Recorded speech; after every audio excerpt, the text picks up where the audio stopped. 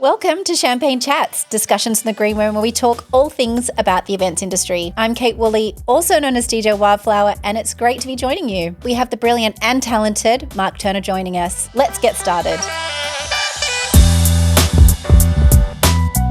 I am so excited to have a very special guest joining me. His reputation precedes him as a multi-talented instrumentalist, vocalist, original songwriter, the most dapper gentleman, and just an all-around nice guy. He's toured the world and he's here with us today. It's my absolute pleasure to welcome Mr. Mark Turner. Thank you so much for coming today. Thank you, Kate. Thanks for having me. I'm pretty excited. Cheers. Cheers. I've been Cheers to you. looking forward to this moment since we had a prequel to the Champagne Chat. We had a Chardy Chat. We did have a Chardy Chat. In Broome, it was a lovely time. And here we are. So dreams can come true. Yes, I got this suit specially for the Champagne Chats. I knew that I had to bring the A game next to DJ Wildflower. Isn't that fabulous? Can I ask you about your Mark Turner style? In my mind, I've only met you actually this year properly. I've met you before incidentally, but just got to become friends and hang out with the fabulous Mark Turner.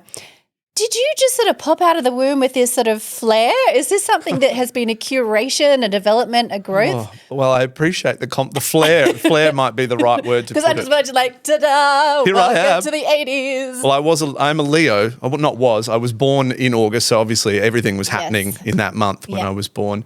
But I think the idea of being fabulous has only started coming along more as I work in the events industry, and I love getting to wear fun things, looking fabulous, and just getting to be as sparkly and exciting as I can be. Isn't that brilliant? Oh, it's so much fun. You obviously enjoyed it, and then you've just, especially starting to perform, you've really lent into this as opposed to this was first. This is something you are now embracing as part of your remit as a performer. Absolutely. I mean, if you deep dive hard enough, you will see the hair evolution go from a very messy bob and slowly get up and up until we are at current structural levels here. It's fabulous. It really is it's a hair off between yourself and the fabulous James Diamond, who is also another guest. We have a very beautiful hair relationship. Most of our Instagram chats are congratulating each other on the best day of where the level's at. I really do. I think I'm very jealous. Growing my own hair is not one of my skills. I outsource that, but we all have... Well, it looks amazing. Thank you. Thank you to the person who made it for me. But in all seriousness, it's fantastic to have you here today because you really were one of those people that I've heard of, Mark Turner. Have you worked with him? Have you seen him? Have you had the opportunity to perform with him before? And the reality is I was working with a different group of musicians that are just wonderful, and it meant that I was already sort of locked up and working, and we never really had a chance to perform. And also, when you are a performer, you work the same times, so you don't generally get a chance to see each other. That's absolutely right. And so working in sort of conjunction with each other, working Friday, Saturday, Sundays, it's only recent that I've been able to see you perform, and wow, it did not disappoint. Oh, well, that is very kind of you, and I apologise for all those people that kept talking, saying my name. Have you heard of Mark Turner? No, and none of it's true. But the funny thing was, the exact same thing is for me as well. As soon as I saw you on Instagram, I just remember thinking, wow, this person is incredible. And the energy, that's the first thing that I got. And I think it was a year I'd first seen you and we never met. And people would say, have you met DJ Wildflower? I was like, no, but we will. We will. I knew it would happen eventually. Not today, but it will happen. And the day when it came, I was just like, this is perfect. And I love that our first encounter, it was in Broome, and subsequently every other encounter was in Broome. Yes. And I'm so glad that when we did get to work together, it was the perfect energy and fusion. It was. It was fantastic. In Broome. Yeah. Actually magical. Because I saw this dashing man walking down the field, wasn't the only stallion walking around the racecourse. Stop. All the compliments. But truly, you stood out from the crowd because you were looking fantastic. I was dressed up as you do. And that's, to be fair, what I love about the races. I grew up with horses in my family. We came from a big horsey family, and I like that aspect of it. But to be fair, it's really about the opportunity to dress up, have a good time, and really get into it. And that's what my background was as an event producer and event coordinator, built my way up. But that's why I love working at events, because I love that occasion and that spectacle. And when you talked before about you really starting to lean into dressing up, we get to do it a lot, really. For Yes. most people, it's a couple of times a year. It's the Christmas party, milestone birthdays, and It's the engagement. one wedding. One wedding. Yep. And you go out and buy the blue jacket. Yes. With, and I absolutely agree. And I think it was something that I started to enjoy more as I continued to perform, was finding out that you could dress up and be fabulous. Yes. And Jessie Gordon, who's my best friend, has been fundamental in the education of dressing myself. And her partner, Alex, is a very dapper gent as well. So he is, yes. Very dapper. And I've stolen a lot of my cues from them. And I love the idea that you can be at an event and you can just make it your own with how you want to look. Yes. That to me is exciting. It's extraordinary. It's not for all people, but it's definitely something I like. And Jessie Gordon really is that, like, she exudes that old Hollywood charm. The first time I saw her, she was in like even a more casual outfit for what I've seen her wear at the jazz concerts. And she just was just this glamorous, sophisticated, beautiful, soulful voice. And you're just like, who is that? Yeah, who is that? Who is that? Incredible. And yeah, the look always matches the sound. Yeah. And I think that's something, a lot of the music I play is jazz and blues, and everyone is always wearing a suit. So for me, I've been in suits since I was a little kid. So I've loved it. So talk to me about your friendship with Jessie Gordon, because you guys have just released an album, which is, congratulations. Thank you. Brilliant album. All original music. Yeah, it's incredible, the story. It starts from when we were both teens in the hills, Lesmurdy, Kalamunda of WA. And we started off in a Kalamunda youth swing band, youth organisation, and I was playing. I was 12, I remember, and I was very nervous joining the number one band. They had different. They had very imaginative titles: number one, number two, and number three band. At the time, I'd just been promoted to the number one band. At 12 years old. Yeah. I started when I was 11, and I was in the number three, and I don't think the number two band existed, so I kind of jumped straight up to number one. And Jessie was already singing.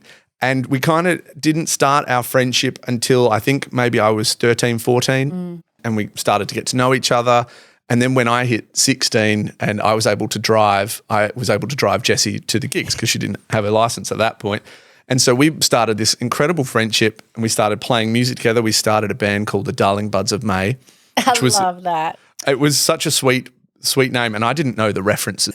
But we had this beautiful band. It was all a collection of our friends within that band. And so this started this journey of learning the old music and playing it together, and you start learning the ways of which to communicate on stage. Even at that age when, you haven't really learned to communicate with anyone well, we were figuring that out. So then fast forward years, we realized we loved playing music together. So then that takes us to now, where we love playing together, and most of the time, because we're as busy as you, everyone's busy. Yeah. So we book shows together to hang out. That's our way of spending time together. And then what came from that was writing original music. And so we wanted to take what we'd learned, and we were both writing independently. We're like, why don't we combine this? Brilliant. Yeah. And it's worked out a treat, and it was recorded by James Newhouse, he's an incredible engineer. And you've launched it, I'm sure, very much planned in time for a tour that you did around Southwest WA. Yes, so we just launched it. We booked the tour before we had finished the album because that's the sort of motivation you need, isn't it? Jessie and I are the kind of people that need to put those kind of barriers in place for our own brain to get things done. It's a bit of a creative drive, isn't it? You go, yep. You say yes, and then you figure it out. Most of the things that I've ever done in terms of achieving a release or a launch have worked around setting a date without having the product finished. And it works every time because you hold yourself accountable. You do. And it was amazing because we hustled, we got it done, and it was so lovely to be able to sell the CD and to give people something from all this hard work, and for them to be excited to receive it. And for people to still want a compact disc in 2023. How exciting. It is. So you've grown up in the hills, Kalamunda, and you've been playing music for a long time. When specifically did you start learning an instrument, or is this just something that you've just done forever? Well, yes, great question. Yes. It's hard to remember back at what age it all began, but I do know that music was always in there. There was always, my only memory of before time existed was owning a small Casio keyboard that was battery operated. You had to slide it onto like on. Yeah. There was 4 sounds that were really like dong, dong, dong, dong, dong. And I remember that, and I was at my dad's auntie's house, and I was playing with it, and I would have been, I don't know, tiny. Yeah. So that's my only brain memory.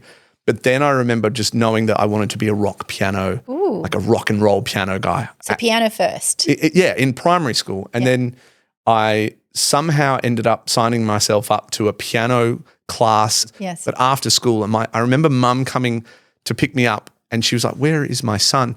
And I remember vividly Mum knocking on the door like, "What are you doing?" And I was like, I'm playing the piano. Hi, Mom. I'm amazing. and that was the start of that. And I think I just was so into it. As soon as we started that journey, it was just everything started going from there. Incredible. And I just knew, In Broome, you told me about a mentor that you had, and I can't remember specifically who it was, but it was an older European gentleman who taught you a lot of fundamentals about what it means to be a musician and performing. Can you tell me a little bit about that person? Yes. His name was Martin Lukens, and he lived up in Les Murdy. And I remember going from obviously the primary school lessons. I would have been, 10 or 9, and hitting a point where the lesson, it was a group lesson. They're like, I think Mark should get individual lessons, and they recommended this gentleman. I remember walking into his house, and he had this amazing array of piano accordions. He had a piano, and he had this kind of beautiful English accent as he spoke, and he was very refined, and he had all these awards up on the wall, and I remember the first lesson he pulled one down, and he's like, "Look, I was the world's best piano accordion player in 1987, or whatever year it was. I have the proof. I was like, is that a thing? Can you be the world's best accordion player in 1987? Anyway, he was. I just remember being blown away, and we sat down, and everything about his way of teaching was about professionalism, performance, and being invested in what you were doing. Yeah. And I've got a brain style that struggles with practice. Okay. So it was really hard. And I was learning. He had another student who lived up the road from me. His name was Phil. He was my mate. We were in school together. And he had there was a girl called Lauren. So we were all learning, and he only had 3 students, which now that I think about it is crazy. But he taught me piano and piano accordion. So they were my first 2 instruments. So I'm down to 2. I'm going to make a list of Mark Turner instruments. This is one of... And it was crazy because we were so young, yet I was so invested in it. And I remember my grandfather played the piano accordion. So when I went over to visit him and tell him, he was so pumped that I was learning the piano accordion. And we used to do shows at the Chinese restaurant at Les Murdy, at the Sanderson Road Deli. And we'd play in the Chinese restaurant. He had a regular there, you see. And now you think about it, you're like, who has a regular at a Chinese restaurant? Martin Lukens does. Yeah. And so then he would invite us up to play. So I remember being maybe 10 or 11. It's just after that we started doing these shows in the Chinese restaurant, and he would get us to wear, like a black pants, a white shirt and a bow tie. And then we would perform in old people's homes and like aged care facilities. And it was the fundamental key, I think, to my life of professionalism and entertainment. Yes. And learning that it wasn't about me. And at that age, it was like, we're here to make these people happy. Yeah, my job is to entertain you, and it's your experience. Yeah, and it was awesome because he taught so many people before him, and he was basically retired, and he was just giving himself to educate us. And it was incredible. I'm so fortunate to have met him in that journey at that age, I think. That age, and to be that instrumental. And it really does speak to when you move through your role as, or just moving through life as various stages, that more often than not, you will get to those more advanced years and you're in that mentor kind of space. Not even necessarily advanced. I think even now there are people that would look up to you. But how wonderful that you were able to learn from this man and his depth of experience, and that with so few people really gave that time to you. Yeah, I mean, as we get older, the one thing I'm realising is how valuable our time is. That's the one thing we can't get more of. And so fast forwarding now, still in Perth, having grown up in the hills and friends with Jesse Gordon, friends with a really incredible pedigree of musicians. Did you actually decide to study music as a tertiary study, or did you take... It was a big discussion about it at the time, and I remember leaving high school. And it's funny because when you're in an organisation like a youth swing band, there's a lot of people older than you, a lot of people your age and younger. So you get this wisdom that I don't think many people got in high school. A lot of our friends were just all our age, whereas I had this maturity instilled in me. And a lot of them at that particular time in the Perth scene had recommended for me personally not to study music at the conservatorium. And there's a part of me that always wonders what if I had, and a part of me thinks maybe I will always go back and do it. But at the time I didn't, and I just continued to push through. Jessie and I did the same thing. Neither of us, she went to UWA to study anthropology, but I did not study music, and I just focused on doing the thing that I loved, which was playing and entertaining. And that was kind of what got me to here. And so, yeah, I did get 1 year of professional training at TAFE on recording technical productions. So just circling back to that, so you actually you were working on the technical side of things. So where was some of your original jobs? Or what was your first job? Well, my first job was working for an incredible man, Louis Kovaceski at Kova Sound, and I just got out of TAFE, and it was my first gig, and it was rolling cables and laying out big multi-core cables through the roofs of now Crown, was Burswood Casino, for events and functions that both of us get to play. And I remember I would rock up at 9 a.m. I'd be setting up all day till 6 and watch the band roll in. They'd play. I'd come back at 1 a.m, pack it all out, and then rinse and repeat. So you're one of those guys that turns up after the gig and you're like, see ya. And then there's a whole other, so basically you've got the performance world, you've got the events world that manage it, and the people that come in the very wee hours and the after hours. So you were one of those guys that came in at the very end. Was that like a real motivation of like, I'm going to do that one day? I always love the tech side of it, and I know you love the tech side as well. I do. You and I have, and we've had a similar journey in terms of being involved in the events either side. From behind the scenes. And it's interesting because you're still involved in whatever format that you really are involved in putting on the event. Correct. If you're the banquets manager setting out, making sure there's chilled water on the table, you're part of the event. Absolutely. And I think that was the cool thing, was getting to experience what those roles felt like, being from the start of the bottom of that food chain and kind of just it's like being the mailroom of musicians, isn't it? Yeah. Kind of working your way up through the ranks. Literally. And it's fun because I think the biggest thing was an appreciation and understanding not only of the industry but just of every level, what is involved in getting a show on and started. But I knew that at the end of the day, when I saw the musicians come in, I was like, I think I want to be on the stage. I think I know where I want to be. And that was the motivator. It was a big motivator. So you've seen that the performers on the stage, you've already been, you've been working in various bands, you've been traveling around the hills. When did you actually start performing in Perth? So I would have moved down when I was 21. Yep. I was living with Dominic Delano, who was the drummer for the Darling Buds of May, an amazing drummer. And I started working at Cosmic Sound, selling musical instruments. I was still doing a bit of production, but moving into more playing full time. Right. I was on that teetering edge of, I was pretty much gigging full time, pretty much working full time. So yeah, it was definitely a case of kind of learning the ropes. When did the jump from working part time Cosmic Sounds and jump into full time musician? Why? 25 was the age of which I kind of was like, you know what, I'm going to do it. And I remember having the chat. There was a guy called Fab Scaramello who was the piano guy, and he had toured Europe. He didn't need to work at Cosmic, but he was loving it. He just enjoyed the chats and the hangs. And I remember saying to him, I was like, Fab, I think I need to do it. He's like, Mark, you got to do it. Yeah. You'll never regret it. And I was so scared because the thought of not having security is terrifying. It is. And the thought of not knowing, like, we got gigs booked.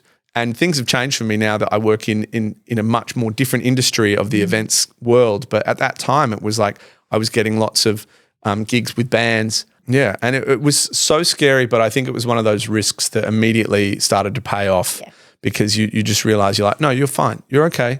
What's the worst that can happen? Yeah. Just move back in with the folks or you'll always figure it out. And I just knew that I had to do it. So I was very grateful for the push to be like, come on, you can do it. It's okay. So I've counted down the keyboard and keyboard accordion, piano accordion. Yes. At what point did you pick up the guitar and start singing? Because there are other instruments that add to your repertoire. Yep.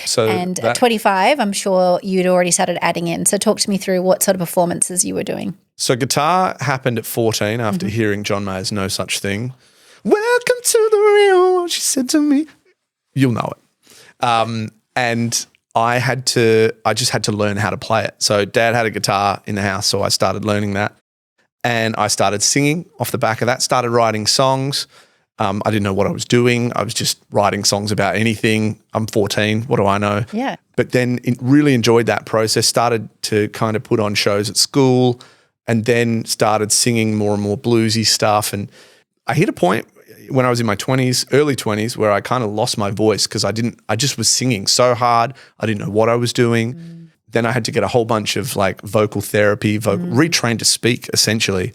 And then from there was able to get some really great singing lessons from Amanda Canzello, who's in Bloom. She gave me like 3 singing lessons and just kind of set me straight. That was the start of kind of the singing life for me, And what style of singing were you going into? Was it just any opportunities to sing, or did you have a certain style that you were trying to get out there? Because you've come from swing and blues. Yeah.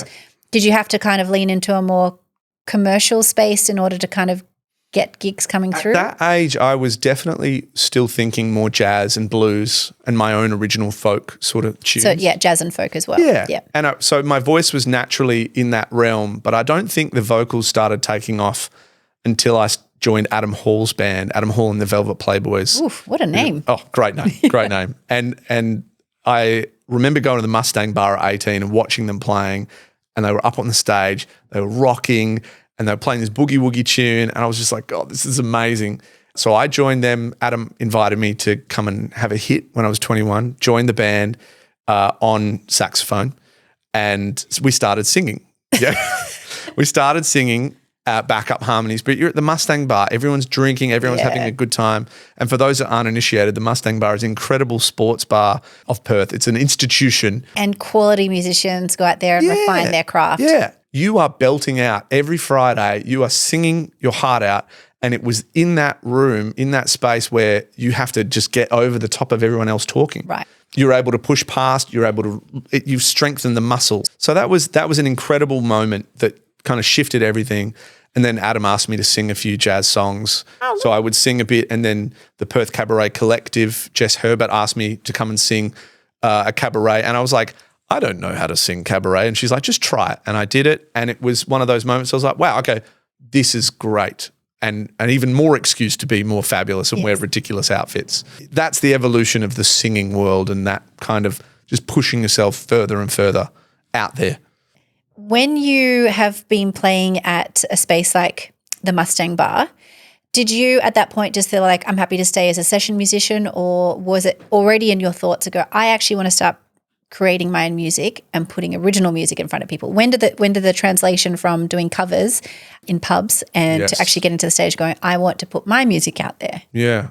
It's funny with original music, and I know that Jessie and I have a similar thought process sometimes about it's hard to know what to do with what you write. No one can tell you. It's your music. It's your direction. Yeah. And it's the kind of thing where I knew that I had some songs and I'd done one gig, but I had no push other than myself to do anything with it. I admire people who write their own tunes and can just do everything themselves and have this drive, this internal drive. And I think it's something that I love about you. You've got this drive, and you're always thinking, you're always pushing.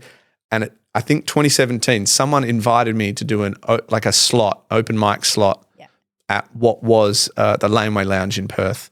And I said, oh, okay, yeah, I'll do that.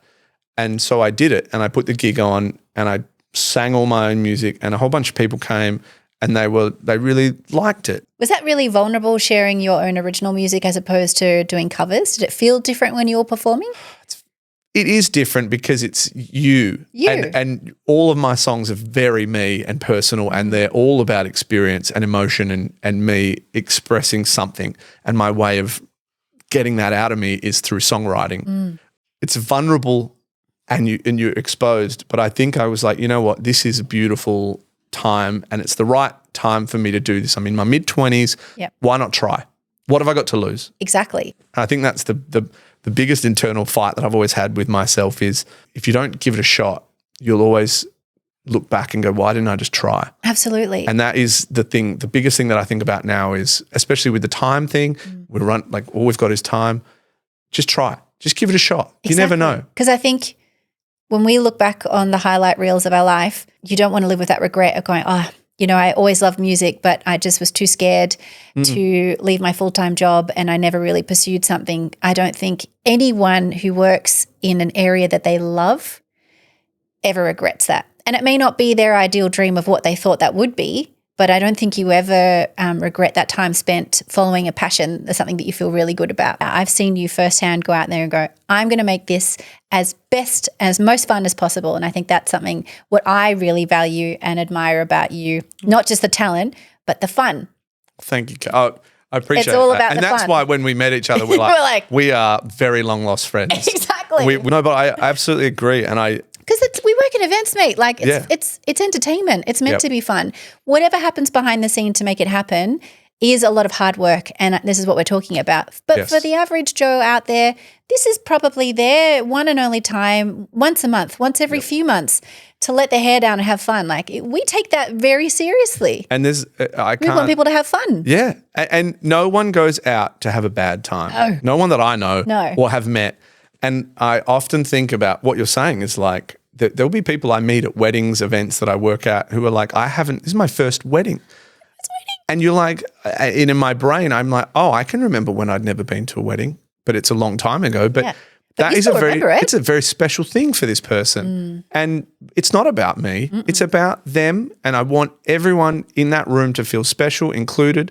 I think my partner puts it perfectly. She has said in the past, she's like, I belong to the room. She's like, Mark belongs to the room. And I was like, yeah, that's how I'd like to be thought of when I'm working and in an event.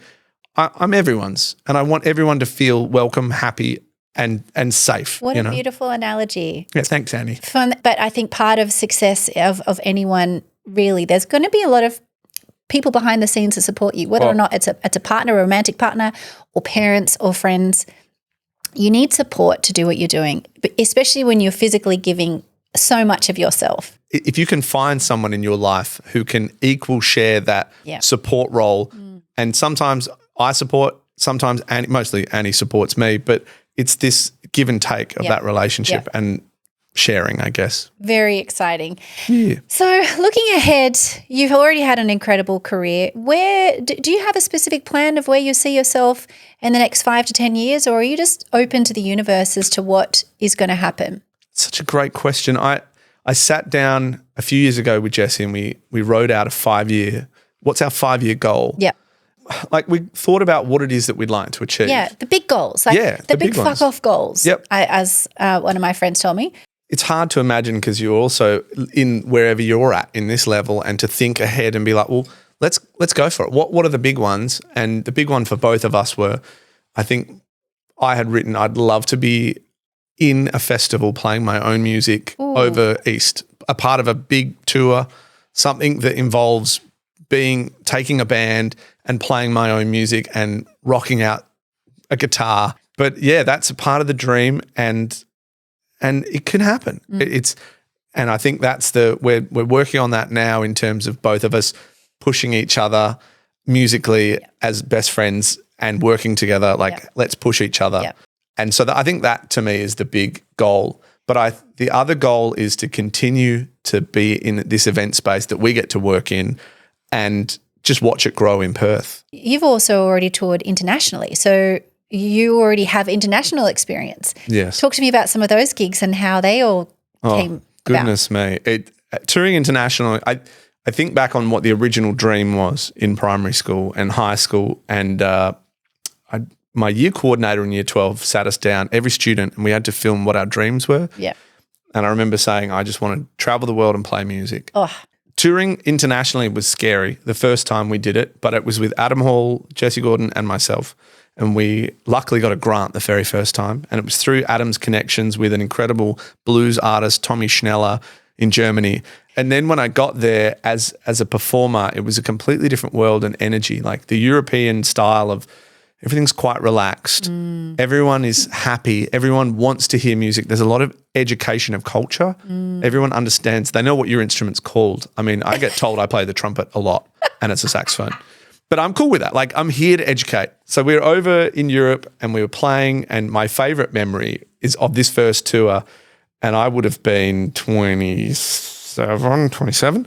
And it was like a morning gig. I think it was 10 a.m. It was a blues boogie woogie event, and we were all dressed up in suits, and the town mayor, we were in some beautiful town in the middle of Germany. Beautiful. And the town mayor brings a crate of beer. He puts it down and he says, off you go. And then everyone just came into, it was free beers for everyone in the community, and everyone took a beer, sat down, and we started playing, and everyone loved it. And I was like, this is my dream. Yeah, I am so happy. And there's a clip, the piano player is doing a boogie woogie solo. He picks up his drink, drinks the whole thing, puts it back down and keeps playing. I'm like, I'm in the right place. It's a lot of fun. I think touring life is hard and it's not for everyone, but it's something that invigorates. I get energy off people.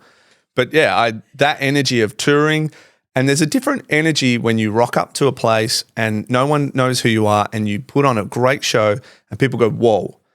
And I think I've seen you doing this. You rock up and you are just like 100% DJ Wildflower. Yeah. Bang, it's on. And it's just awesome. That show mode as well. Show mode, and you just give everything and people are like, whoa, it's amazing.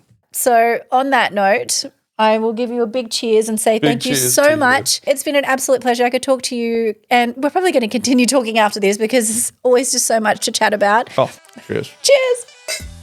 Well, this brings us to the end of another episode of Champagne Chats. Thank you so much for joining. If you'd like to subscribe and do all the things, very welcome. If not, I just appreciate your time and sharing your time with my friends in the events industry. And remember, may the only pain in your life be champagne. Cheers.